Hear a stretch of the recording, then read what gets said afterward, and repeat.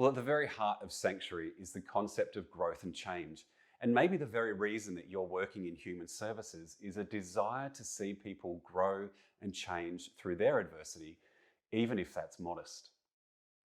But it all starts with recognizing that in order for something to grow, it first has to change. In order for something to grow, it first has to change. Now, we can't force change on other people, but we do have a role to play in setting the conditions in which people are more likely to grow and change. But first and foremost, it actually starts with us. We have to go first. We have to be prepared to grow and change. But what is it that we need to change in order to keep growing? Well, we need to change our habits. As humans, we're designed to form habits, and in fact, our brains then organize around them. And of course, there are good habits and there are bad habits. The bad news is that a bad habit can be really hard to change. But the good news is that a good habit is equally hard to change as well. And psychologists offer us some really helpful insights into the sort of habits that we can cultivate that will ensure that we keep growing and changing.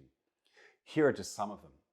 The habit of being non-judgmental, creating a habit of remaining connected to other people, the habit of resolving conflict, of practicing self-care, of being authentic.